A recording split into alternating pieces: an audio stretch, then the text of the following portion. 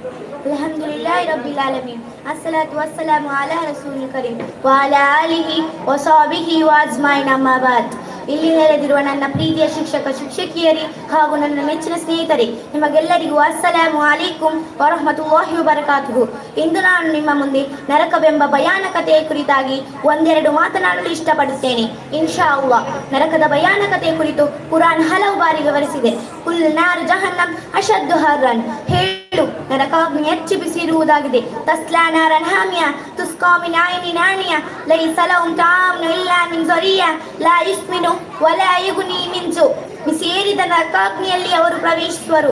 ಅವರಿಗೆ ಕುದಿಯುತ್ತಿರುವ ಚಿಲುಮೆಯ ನೀರನ್ನು ಕುಡಿಯಲು ಕೊಡಲಾಗುವುದು. ಜ್ವರೆಯನಿಂದ ಹೊರತು ಅವರಿಗೆ ಯಾವುದೇ ಆಹಾರವಿಲ್ಲ.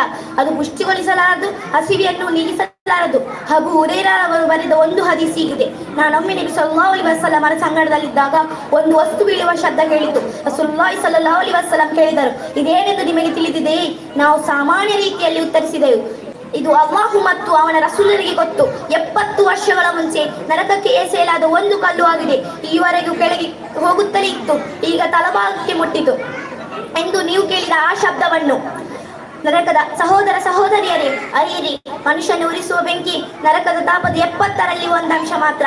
ರಸೂಲುಲ್ಲಾಹಿ ಸಲ್ಲಲ್ಲಾಹು ಅಲೈಹಿ ವಸಲ್ಲಂ ಹೇಳಿದರು, ನರಕಾಗ್ನಿಯು ಇದಕ್ಕಿಂತ 69 ಪಟ್ಟು ಹೆಚ್ಚು ಬಿಸಿ ಇದೆ.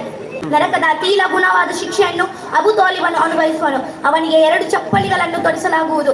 ಅದರ ಮೇಲೆ ಅವನ ಮೆದುಳುಗಳು ಕುದಿಯುವುದು. ಬೆಂಕಿಯ ಉಡುಪು ಹಾಸುವ ಹೊದಿಕೆಯೂ ಬೆಂಕಿಯಿಂದ, ಕುದಿಯುತ್ತಿರುವ ನೀರು, ದುರ್ಗಂಧದ ಕೀವು ಪಾನೀಯ, ಕೈಕಾಲುಗಳನ್ನು ಕಬ್ಬಿಣದ ಸಂಕೋಲೆಯಿಂದ ಬಂಧಿಸಲಾಗುವುದು. ನರಕದ ಘೋರ ಗರ್ಜನೆ, ಕಠಿಣ ಶಿಕ್ಷೆ, ಇದುವೇ ನರಕ. ಅದರ ಕಾವಲುಗಾರರು ಕಠೋರ ಹೃದಯದ ಮಲಕುಗಳು. ಸಹೋದರ ಸಹೋದರಿಯರೇ, ಅರಿಯಿರಿ, ಸತ್ಯ ವಿಶ್ವಾಸವನ್ನು ಸ್ವೀಕರಿಸಿ ಸತ್ಕರ್ಮವನ್ನು ವಹಿಸಿದರೆ ಮಾತ್ರವೇ ಅಲ್ಲಾಹನ ಕೃಪೆಯಿಂದ ನರಕಾಗ್ನಿಯಿಂದ ರಕ್ಷೆ ಹೊಂದಬಹುದು. ಅಲ್ಲಾಹು ನಮ್ಮನ್ನು ರಕ್ಷಿಸಲಿ.